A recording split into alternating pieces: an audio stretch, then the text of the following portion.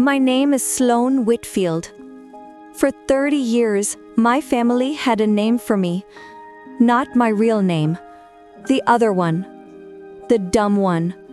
They said it at dinner tables. They said it at Christmas.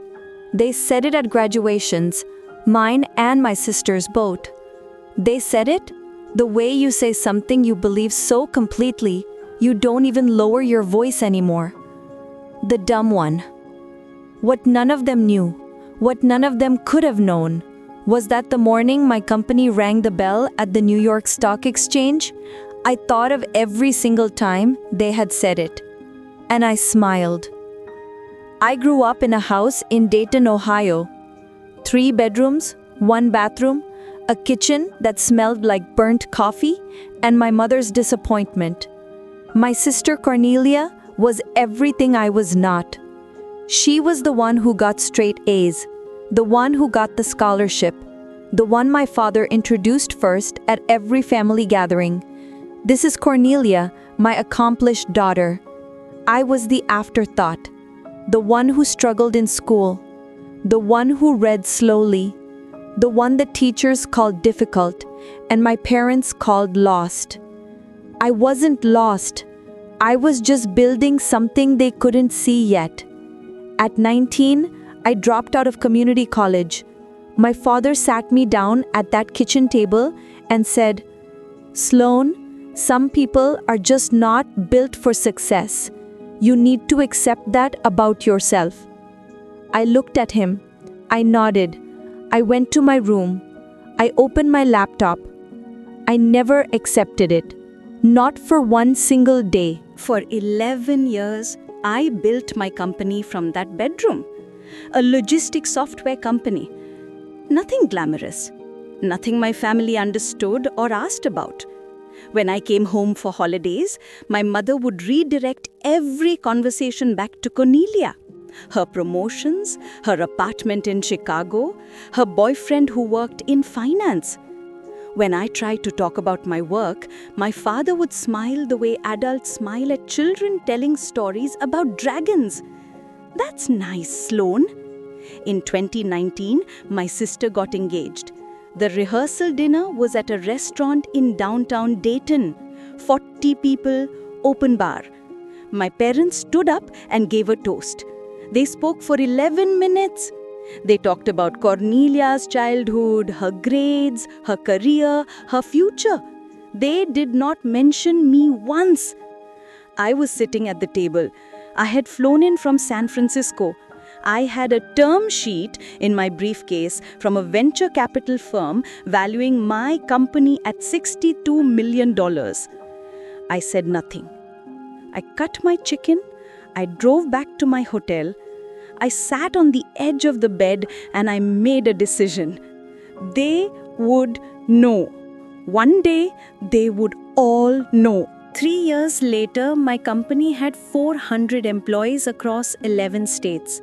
I had never asked my family for a single dollar, not when I was eating rice and beans for 6 months straight, not when I maxed out 2 credit cards to make payroll, not when I slept on an air mattress in my own office for 4 months because I could not afford both rent and salaries at the same time.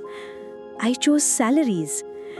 My CFO, a woman named Adelaide Marsh, who had believed in me since year 2, called me on a Tuesday in March and said, "Sloan, the underwriters confirmed we are going public in 60 days." I sat in my office in San Francisco. Floor-to-ceiling windows. The bay was silver in the afternoon light. I thought about that kitchen in Dayton, the burnt coffee smell, the table where my father told me I was not built for success. I picked up my phone. I did not call my parents. I called my assistant. I told her to send 2 things to my childhood home in Dayton. 2 tickets to New York and a note. Just 4 words. Come see for yourself. They came. Of course they came. My mother called 3 times on the flight asking what business casual meant for the New York Stock Exchange. My father sent a text. Proud of your kiddo. First time in 30 years. I arranged seats for them in the gallery. Front row. I arranged for Cornelia to be there too. She flew in from Chicago. She hugged me at the door and whispered, "I always knew you'd do something, Sloan." I smiled. I did not say what I was thinking. The bell rang at 9:30 a.m. in a Thursday morning in April. My company sticker appeared on the screen. The opening price was $47 per share. Within the first hour of trading, it had moved to 61. My CFO Adelaide squeezed my arm. The floor was loud, cameras everywhere. My team was crying. My head of engineering, a quiet man named Conrad Briggs, who had worked 18-hour days for 3 years straight, was standing against the wall with both his hands over his mouth. I looked up at the gallery. My mother had both hands pressed to her face. My father was completely still. His jaw was set. His eyes were wet. Cornelia was looking at her phone, calculating. I knew that look. I had seen it my whole life. The look of someone realizing the numbers don't add up the way they thought. At the closing bell, my company's market capitalization was $1.3 billion. My personal stake, the shares I had never sold, never borrowed against, never touched through 11 years of rice and beans and air mattresses, was valued at $218 million. My father found me on the floor afterwards. The cameras were still there. My team was still celebrating. He put his hand on my shoulder. He said, "Sloan, I had no idea." I looked at him. This man, who had sat across that kitchen table 30 years ago and told me I was not built for success. This man who had given an 11-minute toast at my sister's rehearsal dinner and not said my name once. I said, "I know, Dad." That was always the point. He didn't say anything else. He nodded once. He walked back to my mother. I turned back to my team, to Adelaide, to Conrad, to the 400 people who had built this thing with me when nobody believed it was possible. That was the moment I chose to remember. Not the kitchen in Dayton, not the rehearsal dinner, not 30 years of the dumb one. This moment, these people, this floor. My parents called me the dumb sister for 30 years.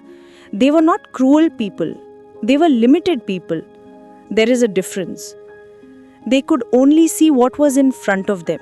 They could not see the air mattress in the office, the maxed out credit cards, the 18-hour days, the decision made quietly and alone in a hotel room in Dayton to let the work speak for itself. Some people will never believe in you until the numbers are too large to ignore.